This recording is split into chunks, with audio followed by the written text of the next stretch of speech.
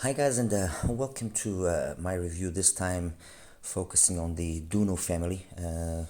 I've been able to collect quite a wide variety of models. Unfortunately, one key player I do not have, which is the Zen or the Zen Pro, but I'm working on resolving that. But I think I've put together a nice group of Dunu IEMs that is sufficient for me to kind of make this small kind of overview, much like I did for Tanstrom a couple of weeks ago. Anyway, let me just quickly run by what I have here. On the bottom here, I've got the Dunu 380, Titan S, Dunu Kima, Kima Classic, Talos, EST 112, the Vulcan, the original SA6, and the SA6 Mark II. Dunu has been around for about 20 years now, give or take, and obviously when that time period or that time span they've acquired or they've created a name for themselves in specific areas. One area which is kind of very much a common denominator, and the only one here that maybe is not on the same level is the 380. I used to have the 480, but unfortunately one of the sides died, and I'm not going to have it here in this review, it's no point. But that first common denominator they have is a very high standard of build quality, be it a metal shell, case of the Titan S Classic, the Kima Classic, or Talos, or be it a metal shell or be it a resin shell like on the SA6 and on the 480 like I was mentioning. The quality is always exemplary. It's top quality. The second factor as well, which is always a very reassuring factor, is the accessories that they include are always high quality. Be it with the cables are always super high value cables. Some of the cables costing $150 and $200 if you buy them separately. But it's not even the price of the cable itself. The cables are actually very good. They are of actually very high quality and very high standard. So the cable, the build quality of the cable, and the remaining of the accessories, the carrying cases, the tips that they include are always very well suited for the IEMs in question. And then obviously the third thing, which and there's no specific order in what I've just mentioned, is they've got a particular sound, a particular house sound, which always kind of ends up pending towards a neutralish bright sound with various levels of then warmth on the bass. I think that kind of more or less is a good way of catching all of these IEMs.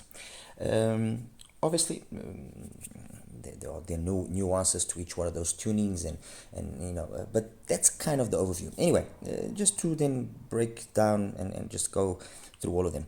The 380, and there's been now a lot of talk with the latest release from let's show the DZ4, which uses 3 dynamic drivers of 6mm plus a passive radiator, and yes, it is a novelty for Let's Show, and it is a novelty because they're using actually the passive radiator. Whether or not that passive radiator actually does translate into an improvement in performance or not, I don't know, because I still haven't heard it, but it's always very relative. There's always I'm sure that the engineers have obviously done their work properly, and if they've included it, I want to believe that it's been done with a purpose and not just for justifying a sales tactic or a price or whatever. The 380 also uses 3 dynamic drivers, so they did this already a couple of years back. I mean, this is, I believe, from 2018. It uses one single 6mm driver handling the bass and the lower mids, and then 2 5mm driver handling the rest of the mids and the treble. It was a fixed cable with the microphone included and everything, so that was kind of like really the only thing which I disliked. But overall, the sound is a very it's a nice sound. It's unoffensive. It's a V-shaped. Okay, it's got great dynamics in the bass. The bass actually is pretty impressive. Especially when you then find out it's such a small driver. The bass is amazing. The mids also very well executed, although V-shaped and slightly recessed. Just a little bit of treble lack in terms of the actual overall sparkle. But overall, it was a nice IEM. It actually sounded well. It sounded good, and it's fun to listen. And even today, occasionally, I will take it out and have a quick listen because I really like it. And if I don't listen to it more, it's just because I haven't had the patience and the time to actually swap out the cable. And that's one of the things that I'm definitely going to do. But it's always one of those IEMs that whenever I put it on, it always brings a smile to my face because it does play well. You mustn't forget always in what context you are listening to things, and it does play nicely. It is a nice IEM. The Titan S, it's got this nice kind of steampunk design shell. Uses an 11mm LCP driver. And to summarize it, it had a kind of a neutral Harman tune, extended treble, although polite. It wasn't aggressive or sibilant or anything. A little bit lacking in the sub bass, which then overall led to the bass as well being a little bit on the lean side, and to the timbre in general being a little bit on the lean side, a little bit. Needed a little bit more weight. Okay, technically it's excellent. It's a very good IEM technically, and I believe it's an IEM that a lot of people have actually used for gaming, because that forte of being good in terms of its technical ability, soundstage, imaging, so on and so forth, is apparently something that gamers look for. Overall, nice sound, just a little bit on the lean side, and that was basically it. The original Kima used a DLC driver. Let me just quickly mention the price because I was forgetting. The price of this was about $35. The Titan around the $70 mark, give or take. Going back into the Kima was about $95. DLC driver, again, solid build. I've mentioned already. Very solid build, smooth in its tuning. I think it's the best way to actually describe it. Very nice in the mid bass, especially in the way that the quality of the mid bass. It's got a nice texture. It's got a nice resolution to it. It could have a little bit more sub bass, but fine. Really good in the mid range as well. The focus here was obviously on vocals, and it was very well done. If anything, it was technically a little bit average, and because it was average, technically inferior actually to the Titan S, it kind of became an IEM that did nothing wrong really, but also didn't have anything going for it. It was a very safely tuned IEM. This was a kind of niche tune that was very safely tuned and would please everybody. But that also kind of ultimately meant that it didn't have any standout feature. But overall, I didn't dislike it. I thought it was nice. I thought it had a nice, pleasing sound. Kind of reminded me a little bit of the Moondrop, the Snow edition of the Aria. It was okay. They released the Kima Classic, recently. A couple of months ago, and they've radically changed the tuning on that one.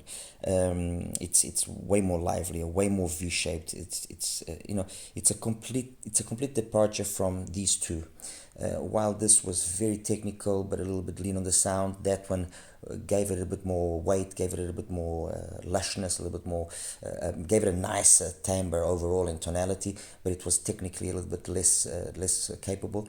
That one there kind of took things and turned it up on the good things of this and turned it up, which means that you plenty of bass, plenty of mid bass, but also the mids and the highs are then a little bit also overly energetic at times, and it can get while here you never ran into that possible issue of it getting fatiguing or tiring, or even sibilant or aggressive. There you do get instances where some of the songs just get a little bit too much. It's not aggressive, nothing that shocked me or disliked. But if I have to be honest, and I now have to compare the two Kimas, I think I will prefer to go for the dollar Kimmer, than the more livelier Kino. Let's put it that way. Okay. In terms of the price, around $110 roughly. Dunu Talus planar with planar hybrid, and what that means, it had a BA to help out in the treble, which honestly I never really understood why you would do that, because a planar is known for having really good upper mids and treble. That's where its strengths lie.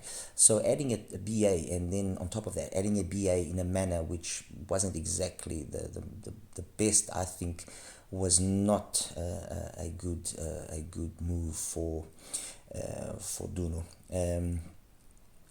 Without, and I've always used it without the BA being connected, without the BA being used, so with the switching the off position, the overall sound of the Talos is very technical. You could say that the Talos is a planar version of the Titan S. So again, built is amazing. It's got a neutralish kind of tune, excellent technicalities. It's probably one of the better Dunus overall in terms of its technicalities. It needs power, as a good planar needs. The bass is a little bit on the neutral side, but it's a nice bass. It's really, it's not a bad bass. The mids are super detailed, a little bit forward, so you have an earlier pin again, which peaks just before around 2K and then dips a little bit, but a little bit forward in the mids, but nothing which is offensive anyway.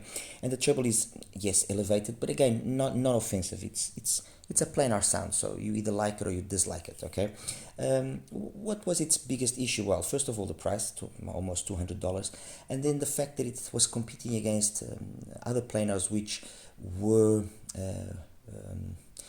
I'm not going to say better. They were tuned in a different manner, but that manner in which they were tuned ultimately gave them a more successful time with customers. And I'm talking about, of course, the S12, S12 Pro, the P1 Max, although very neutral considered by some. I've always thought that the 10 HiFi P1 Max was amazing. The original Timeless, the nice HDK F1. You've got a couple of other planars out there which were cheaper or priced at the same value, but gave an overall more engaging sound. But again, the Talos wasn't anything I disliked. I think that maybe just that BA there was unnecessary, and if they hadn't used the BA, they could have launched this at least another, at least $30 or $40 cheaper, and there it would have been way more competitive, because the only other planar driver that, or IM rather, that had this kind of tuning was the Stellaris, and the Stellaris by comparison has honestly, sonically, it stands no chance against the Talos. The Talos is better sounding, just that, with a $200 price tag, that's not exactly cheap.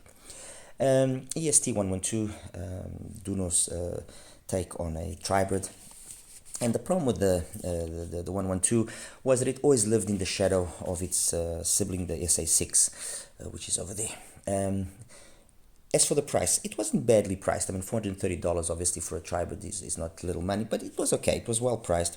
It brought a 13.5mm beryllium coated driver, which on paper would mean that it would be capable of loads of bass, and the bass that it did have was good. It had a satisfying bass, but not a bass that would be maybe the conducive to a 13.5mm driver, obviously. It had good technicalities, good imaging, good soundstage, as is the case on the more higher end Dunu IEMs, the cable, excellent. Where was its flaw, or where was its biggest flaw? The treble was a little bit boosted for me, and boosted in a wrong way, which overall conferred kind of a weird timbre, a weird tonality. Non-aggressive, it wasn't anything that I disliked, but it made it be kind of a hit or miss. There were songs that it would play amazing, and there were songs that it would be an absolute nightmare. Some of the stuff that I like listening to, I listen to it on the EST112, and I think, wow, this is amazing. Like, for example, if I listen to Dusk to Dawn from George Duke, yeah, it's okay, it's fine.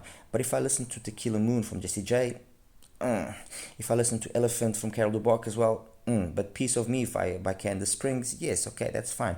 Riviera from Bob Zop, very nice. It kind of seems to do well more with maybe more, I would say, electronic music. It seems to be more in its element. There on the right corner, the SA6, and a lot has been said about the SA6, which I don't really need to go into a lot of details. But the SA6, much like this was living in the shadow of the SA6, I believe that the 112, the SA6 kind of ultimately lived a little bit in the shadow of the RSV. Yes, there was a significant price difference. I mean, the SA6 was around $490, and the RSV was already closer to 700. What the SA6 had was 6 BAs, obviously, Sonyans, bass switch, and my particular SA6, I mean, I've heard people say that they lack treble, and no, my particular SA6, the one that I have over there, has got plenty of treble, plenty of extension past 10K. The only area there where it sometimes gets me and I dislike it slightly is the 5 to 7K area is slightly boosted, which can make things a little bit sound a little bit aggressive, or well, aggressive is maybe not the correct word, a little bit hot. It's a little bit too much, and then coupled to the fact that the way that the bass has been tuned, it kind of has taken away a little bit that mid-bass presence. It can sometimes make things sound a little bit lean. Overall, in terms of its timbre and tonality, for a BA set, it's excellent, so I really cannot complain. And the reality is, I did like the SA6, and I do like the SA6. It was then later accompanied by the Ultra, which was a limited edition, and then the SA6, the Mark II, which I've got here.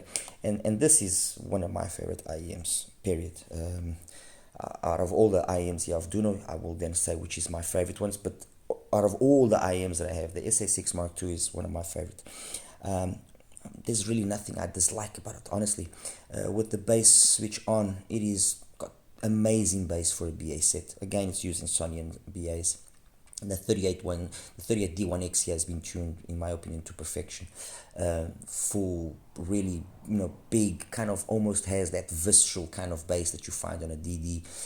Great timbre, great tonality, mids to die for, great extension. I just absolutely love the SA6. I think the SA6 is fantastic. It's more than capable technically. In terms of its accessories, crazy. Brings this Hulk cable with it. Honestly, fantastic IM. It's one of my reference sets in terms of a BA set, that the Neon Pro, the Soundrime SR8, and now joined by the EPZ 530, which is again another hidden gem. The EPZ 530 is, honestly, you guys, if you have a chance to listen to it, and believe me when I say that you will be impressed. But anyway, SA6, fantastic.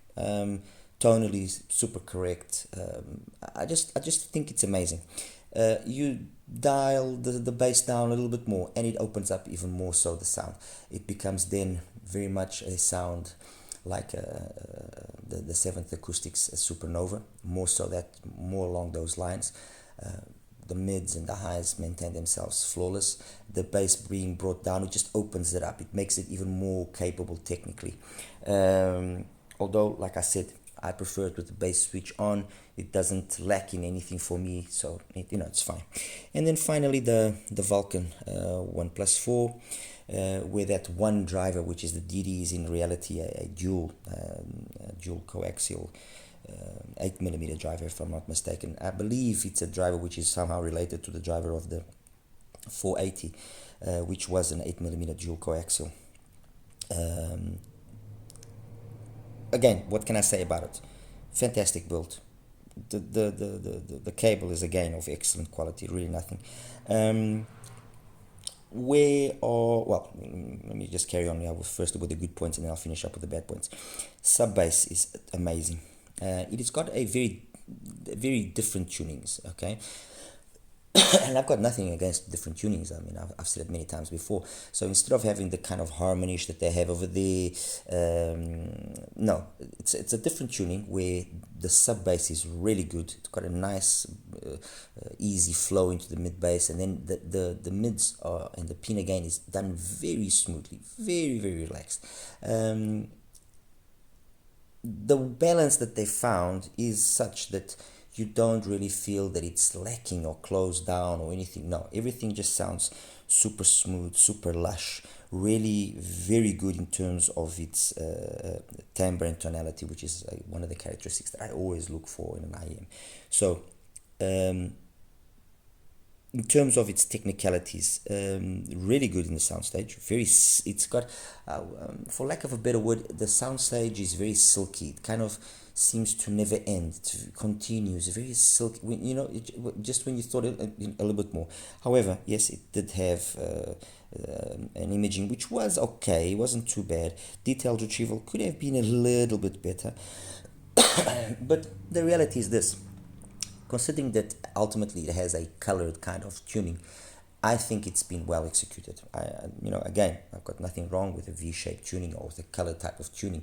If it's well done, kudos for you. I mean, Penon and ISN or brands where or two brands that come to mind that the tuning is far from what you could consider an audiophile style of tuning. No, it's not a tuning for purists, much like the Vulcan, but they just sound amazing. And in terms of musicality, the Vulcan is tremendous. It's a very musical, very engaging, very captivating IEM. Okay.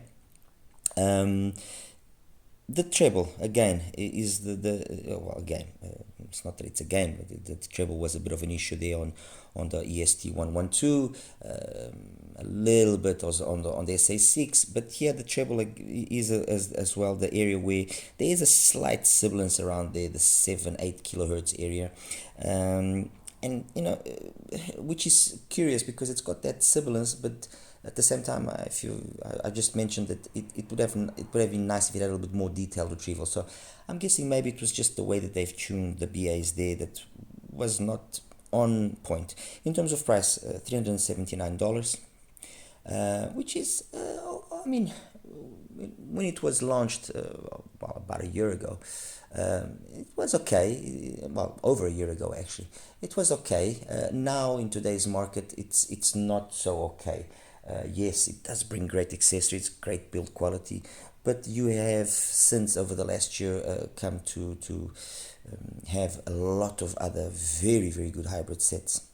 And I mean, just to mention a few, you got the likes of the Full Performer 8, you got the SR7 from Soundrime, the Yannian Canon. There's a lot of really good hybrids that will probably satisfy more people, as this has got that tuning which is very niche, but at the same time it's a tuning that I believe there are a lot of people that when they look at the graph will say, no, I don't like it. I believe that a lot of people, if they actually listen to it, they will be impressed, because it's exactly the same thing like I said just a few minutes ago with regards to ISN and Penon.